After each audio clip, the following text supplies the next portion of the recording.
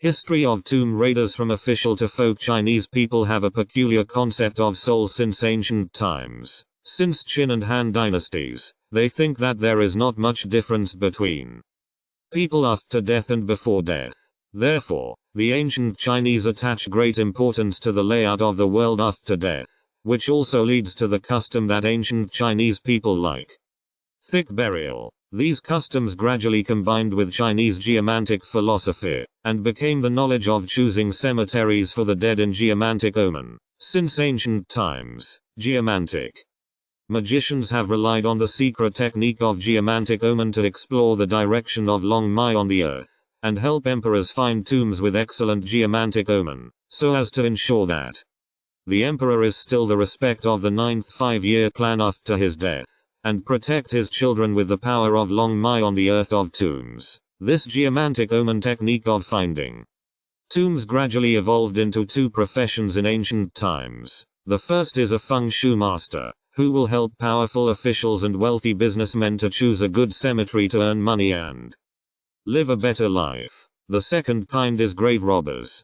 Some of these grave robbers are officially trained, while others are self-taught by the people. There are many titles for grave robbers, the most famous of which are Fakyu, inverted bucket, a captain who touches gold, and Tufu. With the passage of time, tomb raiders since ancient times have basically searched all over the tombs of geomantic treasures and the tombs of emperors recorded in history books, so that modern archaeologists will say that 99 of the 100 tombs have been stolen, which shows that tomb raiding has a deep influence on archaeology. Tomb raiders have become a series of secrets and skills in the evolution of thousands of years. However, if you want to understand these skills, you should talk about the initial tomb raiding activities. In the spring and autumn period, ancient Chinese people had the custom of thick burial. After death, some monarchs and scholar officials asked to use their beloved things or let their favorite slaves be buried with them, so as to enjoy these things after death.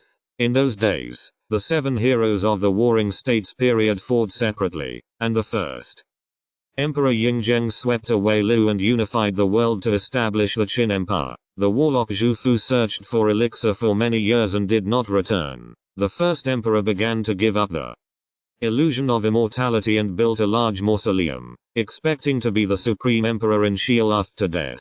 During the period of Qin Ershi, rebel troops from all over the country rose up. Finally, Xiang Huaiyu, the overlord of Chu, defeated Qin Jun by burning his boat, killing 200,000 Qin Jun, entering the customs of Qin state, entering Xianyang city and killing the surrendered Qin Wang Xiang.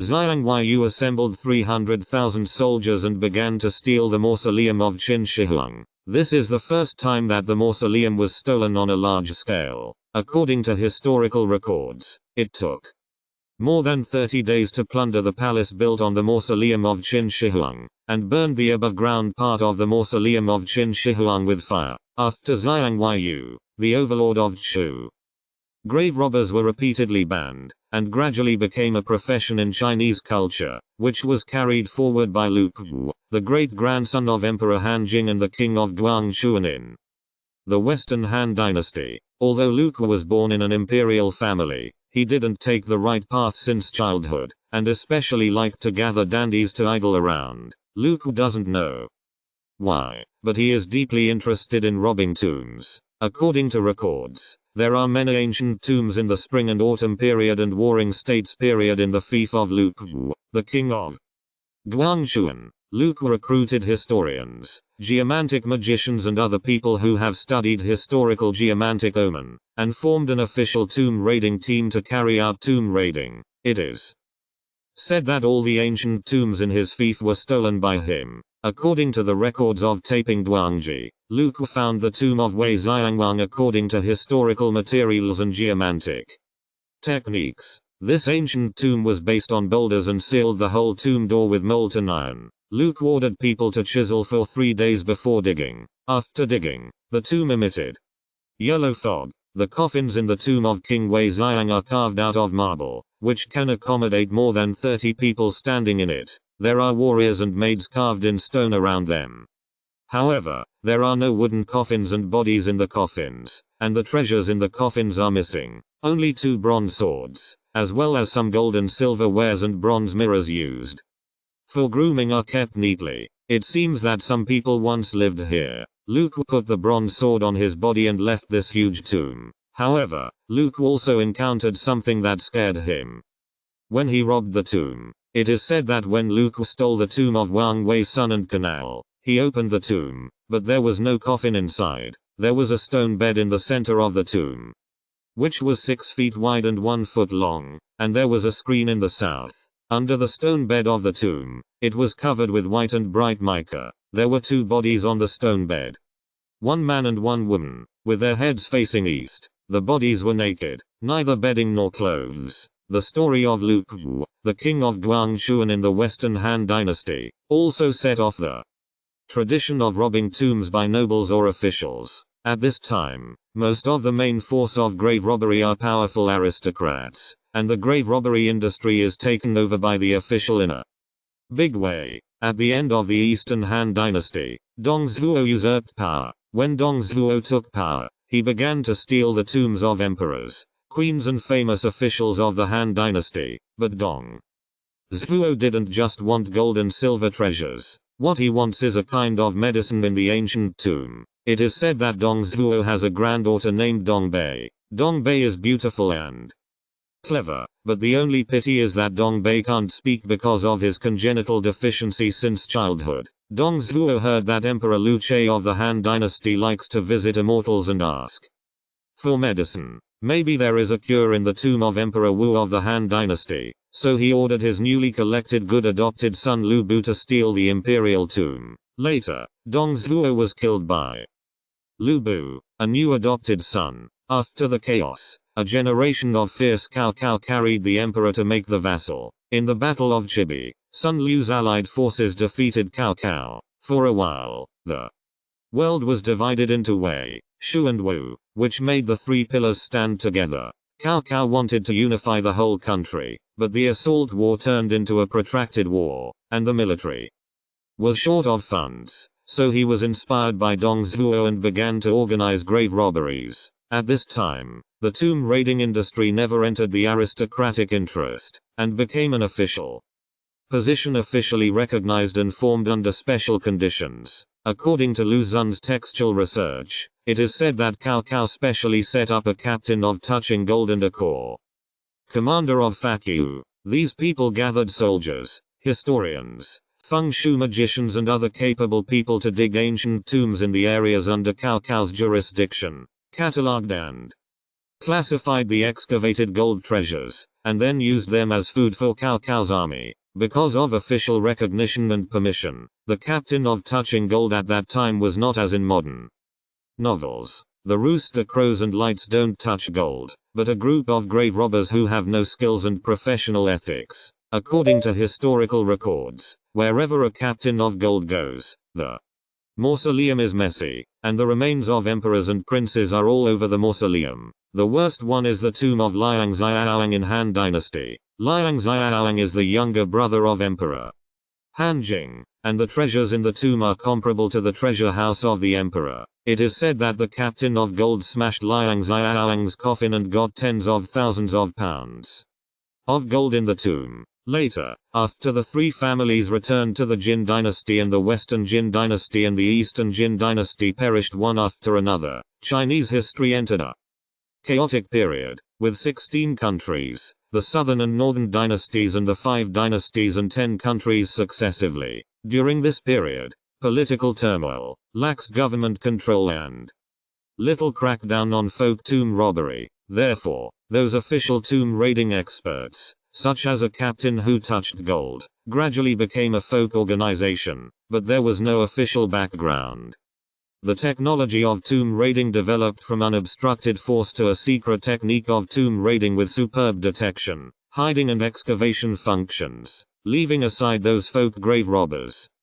Those professional grave robbers are generally passed down between master and apprentice and father and son. These grave robbers are basically related by blood and have a deep trust relationship with each other. The secret art of grave robbers is very similar to the secret art of medical ethics, with 4 important steps: looking, smelling, asking and cutting. Looking refers to looking at feng shui, which is the first important secret in tomb raiding. China is vast in territory and abundant in resources. Even in a small village, it is like looking for a needle in a haystack to find a tomb accurately. Generally, the geomantic treasures found according to the secrets of geomantic omen are basically bought and hidden in the graves of the ancients. Therefore, the older generation of grave robbers are proficient in feng shui, and even if they don't rob tombs, they will have a meal to eat when they go out of business at home. Tomb raiders who basically know the secrets of feng shui can find ancient tombs in every possible way.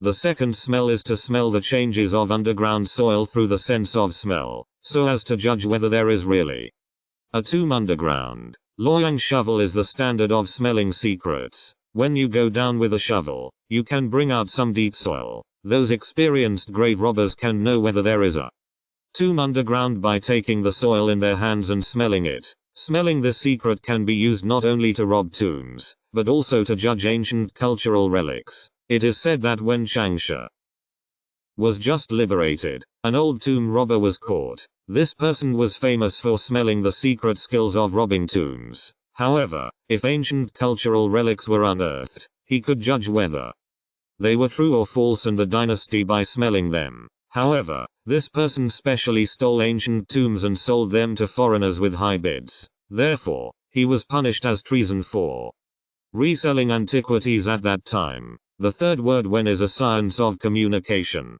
Tomb raiders who are proficient in the meaning of the word when are generally proficient in history. They will walk the streets and ask all kinds of ancient interesting things, and they will read the local chronicles and ancient monuments of some counties or cities specially. By searching these complicated information, they can accurately find out the ancient tombs. The fourth word cut refers to the specific process and means of grave robbery. Generally, grave robbers will find tombs by looking, smelling and asking, and then call their associates to start preparing for grave robbery. However, the central government in Ming and Qing dynasties had great power, and once the grave robbers were caught, they would be beheaded and displayed to the public immediately, and the crimes were on the same level as deceiving the monarch and rebellion. Therefore, grave robbers who know the secret of cutting words will arrange the whole grave robbing process after determining the place. If the site is a wasteland near a village, grave robbers will rent the wasteland first,